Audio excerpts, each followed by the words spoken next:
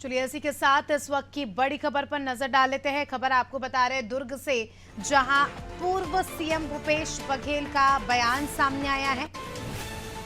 पाटन में रैली को संबोधित करते हुए उन्होंने कहा कि 375 प्लस प्रत्याशी एक सीट पर रहेंगे तो चुनाव बैलेट पेपर से होगा।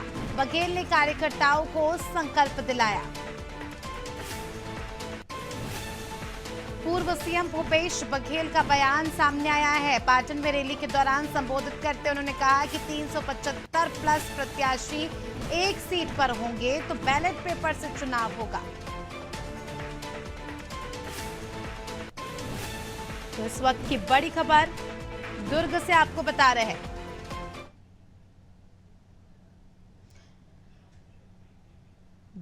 क्या कुछ कहा उन्होंने।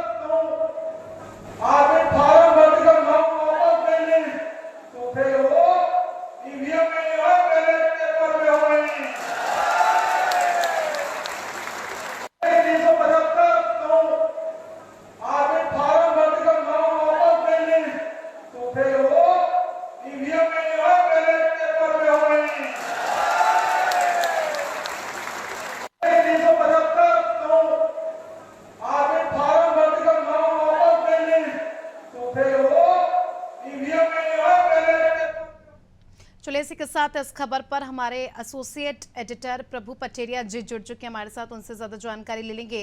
प्रभु जी, पूर्व मुख्यमंत्री भूपेश बघेल का बयान सामने आया है। पाटन में एक रैली के दौरान उन्होंने कहा कि 375 प्लस प्रत्याशी एक सीट पर होंगे तो बैलेट पेपर से चुनाव होंगे। क्या कुछ मायने निकाले जा रहे हैं उनके इस बयान के?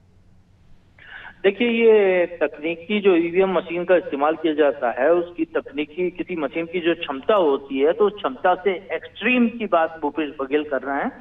जो कि ईवीएम पे कांग्रेस के तमाम नेता, चाहे दिग्विजय सिंह हो, भूपेश बघेल है, ईवीएम पे विश्वास जताते रहे। तो पाटन की सभा में उन्होंने यही बात कही है कि ईवीएम से चुनाव होता है तो हम हारते हैं, मतलब कांग्रेस चुनाव हारी है। छत्तीसगढ़ का उदाहरण देते हुए उन्होंने कहा कि हमने पंचायत चुनाव जब बैलेट पेपर से कराए तो हमारी पार्टी की जीत हुई थी। तो इसलिए ईवीएम से को यदि हटाना है चुनाव मैदान से, तो सभी लोकसभा क्षेत्रों में कांग्रेस के कार्यकर्ता इतने ज्यादा नॉमिनेशन करें, नॉमिनेशन की संख्या 375 से ज्यादा हो जाए नाम वापसी के बाद जी।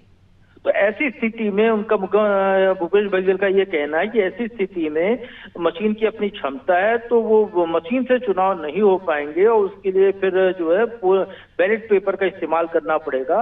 लेकिन प्रदेश के जो पूर्व मुख्य चुनाव आयुक्त रहे हैं ओपी रावत, उनसे जब हमने इस बारे में जानकारी ली तो ओपी रावत का ये कहना है कि जो M3 मशीनें आ गई हैं वो 386 तक वो लोगों प्रत्याशियों के नाम उसमें दर्ज हो सकते हैं। M3 वोटिंग मशीन में ईवीएम में 12 बैलेट यूनिट कनेक्ट की जा सकती हैं और हर यूनिट में 16 लोगों से 24 लोगों के नाम दर्ज हो सकते हैं। तो इस तरीके से चुनाव आयोग ने भी क्षमता को बढ़ा दिया है।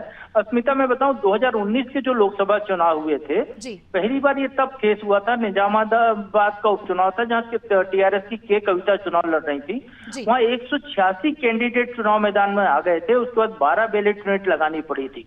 तो उसके बाद चुनाव आयोग ने ईवीएम में प्रयोग किया और अपग्रेड ईवीएम मशीन को प्रयोग कर रहे हैं। लेकिन जो भूपेश बघेल कह रहे हैं तो उसमें एक तकनीकी दिक्कत ये है कि हर प्रत्याशी को नॉमिनेशन के लिए नामांकन राशि जमा करनी पड़ेगी और इतनी बड़ी राशि देने के लिए हर कार्यकर्ता तैयार नहीं हो सकता है, जैसा कि भूपेश बघेल कह रहे हैं। यदि पार्टी स्तर पर उनको फंडिंग हो सकती है तो जरूर ये प्रयोग हो सकता है और यदि ये होता है तो ईवीएम वर्सेस नॉन ईवीएम की जो लड़ाई है वो एक नए मुकाम पर पहुंच जाएगी। अस्मिता, बिल्कुल प्रभु जी, जिस तरह से हम देख रहे हैं कांग्रेस लगातार जो है ईवीएम का विरोध कर रही है। पहले मध्य प्रदेश से हमने देखा कि दिग्विजय सिंह लगातार हर बयानों में ईवीएम का जिक्र करते थे।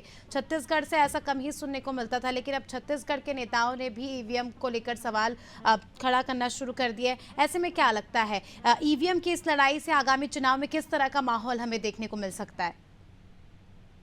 देखिए अस्मिता, ईवीएम की लड़ाई जो जैसे मैंने बताया कि कांग्रेस के लिए भारी पड़ेगी यदि वो इस स्तर पर लड़ाई लड़ने जा रही है कि हर लोकसभा क्षेत्र में वो 375 से ज्यादा यदि कैंडिडेट खड़े कराती है, जो कि कांग्रेस कार्यकर्ता होंगे ज्यादातर, जैसा भूपेश बघेल कह रहे हैं, तो उतने लोगों के लिए नामांकन की जो जमानत राशि पार्टी को उनको मुहैया करानी पड़ेगी, उतने लोगों के लिए संसाधन तमाम मुहैया कराने पड़ेंगे और ये पूरा मैनेज करना चुनाव आयोग के लिए तो मुश्किल होगा ही होगा, लेकिन पार्टी के स्तर पर भी खासा मुश्किल हो सकता है। वो भी तब जब कांग्रेस के दिग्विजय सिंह जैसे नेता कह रहे हैं, तमाम नेता कह रहे हैं कि उनके खाते सील हो गए हैं, उनके पास फंड्स नहीं है चुनाव लड़ने के लिए, प्रचार करने के लिए उनके पास पैसे नहीं है, जनता से चंदा मांगकर चुनाव लड़ना पड़ेगा। ये दिग्विजय सिंह के शब्द हैं जो ईवीएम का मुद्दा से बहुत तेजी से और सालों से उठा रहे हैं। तो निश्चित तौर पर कांग्रेस को इसको लेकर रणनीति बनानी होगी, लेकिन ये जरूर है कि ये यदि ऐसा कर लेते हैं, एक लोकसभा क्षेत्र में भी जो भूपेश बघेल कह रहे हैं ऐसा यदि हो जाता है तो ईवीएम को लेकर जो सवाल उठ रहे हैं उन सवालों के जवाब लोगों को मिल सकते हैं। यदि चुनाव वो जीत जाते हैं तो ईवीएम खराब है, ईवीएम मैनिपुलेशन हो सकता है। यदि चुनाव हार जाती है कांग्रेस उस क्षेत्र में तो ईवीएम की सत्यता सिद्ध हो जाएगी। बिल्कुल प्रभु जी, अब देखने वाली बात होगी कि जो बयानबाजी यहाँ पर मंचों से कर रहे हैं उसका क्या कुछ असर जमीनी स्तर पर हमें देखने को मिलता है और आखिरकार ये ईवीएम की लड़ाई कहाँ जाकर खत्म होती है, ये देखने वाली बात होगी। बहुत बहुत शुक्रिया आपका हमारे साथ जुड़ने के लिए और तमाम जानकारी के लिए।